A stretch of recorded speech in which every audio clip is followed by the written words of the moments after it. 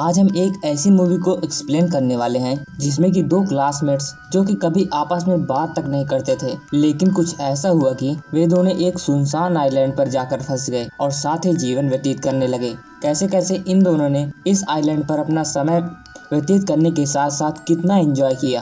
तो दोस्तों, कहानी की शुरुआत होती है एक लड़की जिसका नाम एमा होता है, जो कि अपने कॉलेज जाने के लिए सुबह उठ करके तैयार होती है। वह अपने कॉलेज की एक जानी मानी स्टूडेंट में से एक थी। इसके दूसरे ही सीन में एक लड़के को दिखाया जाता है जिसका नाम डीन होता है, जो कि आलस से किसी तरह से अपना बिस्तर छोड़ता है और फ्रेश होने के बाद तुरंत बैठकर वीडियो गेम खेलने लगता है। फिर उसके पिता उसे कॉलेज जाने के लिए कहते हैं। फिर हम अगले सीन में देखते हैं कि एमा को कॉलेज छोड़ने के लिए उसकी मदर आई हुई थी। एमा कॉलेज में जाकर के अपने दोस्तों के साथ मिलती है, तभी एक लड़का एमा हाय करता है। उसकी दोस्त एमा को इस बात को लेकर के बहुत चिढ़ाते हैं, क्योंकि कॉलेज का सबसे हॉट और हैंडसम लड़का वही था।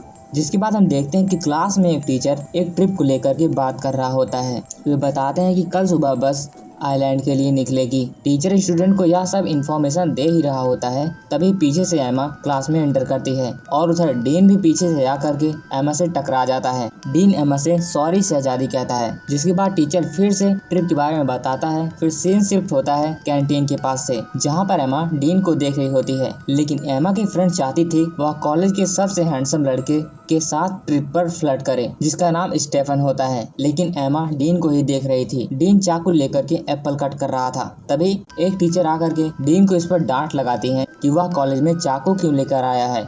जिसके बाद टीचर डीन को प्रिंसिपल के ऑफिस में ले जाती है। फिर हमें अगले दिन का सीन दिखाया जाता है, जहाँ पर एमा ट्रिप पर जाने के लिए अपना बैग पैक कर रही होती है और वह अपने पेरेंट्स से विदा लेती है। और वहीं दूसरी तरफ डीन ट्रिप पर जाना ही नहीं चाहता था, लेकिन अपने पिता की जिद की वजह से उसे भी ट्रिप पर जाना पड़ा। सभी स्टूडेंट बस से होकर के उस आइलैंड पर पहुंच जाते हैं। बस से उतरने के बाद टीचर कहती है कि अगर तुम सब चाहो तो स्विमिंग पूल में एंजॉय कर सकते हो। जिसके बाद सभी खाना खाने के लिए डिनर हॉल में आ जाएंगे, जहां हम देखते हैं कि सभी स्टूडेंट एंजॉय करते हैं, लेकिन डीन ऊपर से अकेला सबको देख रहा था। जिसके बाद एमा रूम में आराम कर रही होती है, तभी एमा की फ्रेंड आती है और उसे बताती है कि स्टीफन ने उसे बोट पर हो रही पार्टी के लिए इन्वाइट किया है। एमा उस पार्टी में जाना नहीं चाहती थी, लेकिन उसके फ्रेंड्स जबरदस्ती उसको पार्टी में ले जाते हैं और वहाँ एमा देखती है कि स्टीफन किसी और लड़की को किस कर रहा होता है और ये सब डीन भी देख रहा होता है। एमा को यह सब देख करके बहुत बुरा लगता है। वह वहाँ से तुरंत ही हट जाती है। जिसके बाद अचानक से वहाँ पर पुलिस आ जाती है,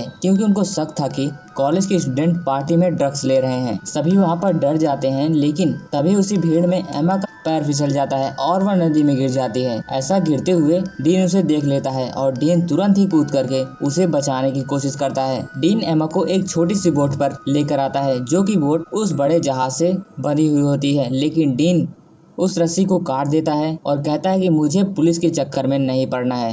पुलिस के जाने के बाद डीन को यह पता चलता है कि उस बोट में मोटर है ही नहीं। जिसके बाद बड़ा जहाज उनसे काफी दूर चला जाता है। तभी वहाँ पर तूफान की भी शुरुआत हो जाती है। बड़ी बड़ी लहरें उनकी बोट को किधर किधर ले जा रही थी, उनको भी नहीं पता था। फिर उसके बाद हम सुबह का सीन देखते हैं, जहाँ पर एमा और डीन उसी बोट में सोए हुए होते हैं। अब दोनों उस बोट में अरेबियन सागर में फंस चुके थे। डीन का फोन पानी की वजह से भीग चुका था, इसीलिए वह एमा का फोन लेकर के कॉल ट्राई करने की कोशिश करता है, लेकिन सिग्नल ना होने के कारण कोई भी कॉल नहीं लगती। इन सब के लिए एमा डीन को ही दोषी मानती है, क्योंकि बोट से रस्सी उसी ने काटी थी। एमा काफी घबरा जाती है, लेकिन एमा तभी देखती है कि दूर से एक आइलैंड उसे नजर आ रहा था। जिसके बाद हाथ से ही वे दोनों उस बोट को आइलैंड की तरफ ले जाते हैं। एमा फिर से नेटवर्क ट्राई करती है, लेकिन वहाँ पर भी नेटवर्क नहीं होता। डीन उस बोट से फ्लायर गन ले लेता है और बोट को वहीं छोड़कर आइलैंड में एंट्री लेता है। और इधर एमा की फ्रेंड टीचर से बताती है कि एमा कल से उस बोट से वापस नहीं आई है। फिर बाद में चेक करने से पता लगता है कि एमा के साथ साथ डीन भी गायब है। कॉलेज टीचर पुलिस को बुलाती है और उनके फ्रेंड्स का स्टेटमेंट लेती है, ताकि वो एमा और डीन को ढूंढ सके।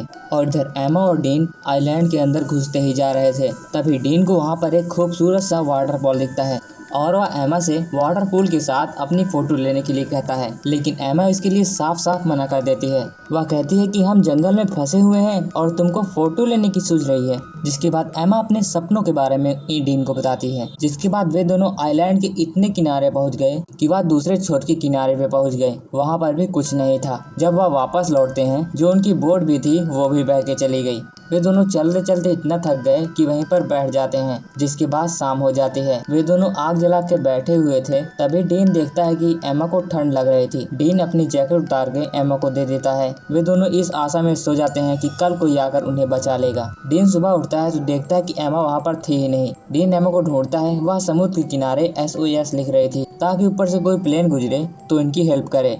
एमा को पीने के लिए पानी चाहिए होता है, इसीलिए वह झील से पानी भर रही होती है। तभी उसको ऐसा एहसास होता है कि कोई उसे देख रहा है, जिसके बाद वह तुरंत ही वहाँ से पानी भर के चली जाती। वे दोनों धूप से बचने के लिए झोपड़ी की तरह एक टाट भी खड़ा करते हैं और उनको जो भी वहाँ पर खाने लायक मिलता था उसे तोड़कर खाया करते थे और इसी वजह से वह अब तक जीवित थे। उस आइलैंड पर इतनी गर्मी थी कि एमा फुल कपड़े में नहीं रह सकती थी, इसीलिए वह अपने पैंट को काट के एक शॉर्ट बना लेती है। फिर वह देखती है कि डीन आराम से लेटा हुआ है, जिसके बाद एमा ही उसके पास आकर के लेट जाती है। उधर एमा के पेरेंट्स भी काफी परेशान थे, क्योंकि न्यूज में बताया जा रहा था कि वह लोग समुद्र में खो गए और बहुत ही कम चांस है वो जिंदा होंगे।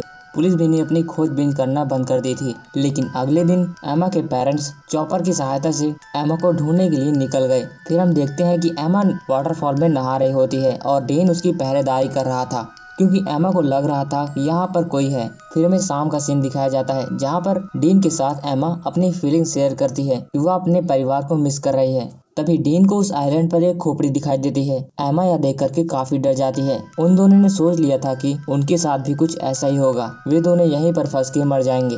लेकिन डीन उसे समझाता है कि हमारे पीछे हमारे पेरेंट्स हैं, वे कभी न कभी हमें ढूंढ जरूर लेंगे, और बताता है कि अगर हम दोनों साथ रहें तो वो काफी दिन तक यहाँ पर जिंदा रह सकते हैं। तभी डीन एमा को किस कर लेता है और एमा को भी अच्छा लगता है। रात में वो दोनों आखिरकार इंटीमेट हो जाते हैं। फिर हम सुबह का सीन देखते हैं। एमा आँख खोलती है तो डीन उसे नहीं मिलता। डीन को ढूंढने के लिए वह जंगल के अंदर जाती है। रास्ते में वह गिर जाती है, जिससे कि एमा को चोट लग जाती है। वे दोनों वाटरफॉल के पास ही होते हैं। दोनों नहा करके बैठते हैं। तब डीन बताता है कि उसकी माँ एक कार एक्सीडेंट में मर गई थी। एमा उसकी बातों को ध्यान से सुन रही थी। फिर थोड़ी देर बाद वहाँ पर बारिश होने लगती है, जिससे कि डीन उसमें बहुत एंजॉय करता है। एमा डीन को ऐसा करते देख करके खुश हो रही थी, जिसके बाद दोनों बारिश में डांस करने लगते हैं। जिसके बाद हम उनके पेरेंट्स को देखते हैं, जो कि काफी मायूस थे। उन्होंने अब तक हार मान ली थी और उनके पेरेंट्स भी अब तक घर जा चुके थे। दूसरी तरफ एमा और डीन काफी एंजॉय कर रहे होते हैं। वह बार बार इंटीमेट हो रहे थे। जिसके बाद हम देखते हैं कि डीन और एमा जंगल में जाकर के फल की तलाश करते हैं। तभी उन दोनों को अचानक एक प्लेन की आवाज सुनाई देती है। दोनों ही समुद्र के किनारे जाते हैं और गन फायर ढूंढने लगते हैं, लेकिन गन फायर वहाँ पर थी ही नहीं और प्लेन भी वहाँ से चला जाता है। फिर से एमा उस गन फ्लेयर को ढूंढती है, लेकिन वह नहीं मिलती। एमा को पता चल गया था कि इस आइलैंड पर और भी कोई है, जो कि इनके सामान चोरी कर रहा है। ऐसे कुछ दिन और कटते जाते हैं। वे दोनों भी अब घर जाने की आशा को छोड़ दिए थे। लेकिन डीन को जंगल में से कुछ खूंखार आवाज आती है, जिसको देखने के लिए डीन जाता है। उसके पीछे पीछे एमा भी जाती है। डीन देखता है कि वहाँ पर एक ब्लैक पैंथर था। ब्लैक पैंथर डीन का पीछा करता है। डीन जोर से भागते रहता है, तभी वह अचानक से जमीन पे गिर जाता है। जब तक एमा वहाँ पहुँचती है तब तक दांव उल्टा पड़ गया था। डीन ही ब्लैक पैंथर को मार दिया था। इधर उनके दोस्त, पेरेंट्स, हर कोई उनके वापस आने की उम्मीद छोड़ चुका था और अपनी अपनी जिंदगी जी रहा था। और इधर इन दोनों ने भी शिकार के साथ साथ वहीं पर अपना जीवन बिताना सीख लिया था। एक दिन वो दोनों लेटे हुए थे, तभी वह देखते हैं कि ऊपर से उनकी सारी चीजें गिरने लगती हैं। वे दोनों जब ऊपर देखते हैं तो वहाँ पर एक बंदर होता है, जिसने उनकी चीजें चुराई होती हैं। उसके हाथ में फ्लेयर गन भी थी। एमा उसे एक केला दिखा करके उस गन को उस बंदर से ले लेती है। तभी उनके ऊपर से एक हेलीकॉप्टर गुजरता है। वह फ्लेयर गन दगा करके उस हेलीकॉप्टर को अपनी ओर आकर्षित करते हैं और वह हेलीकॉप्टर उनको सुरक्षित ला करके शहर छोड़ता है। वे दोनों फाइनली 3 महीने बाद घर वापस आ जाते हैं।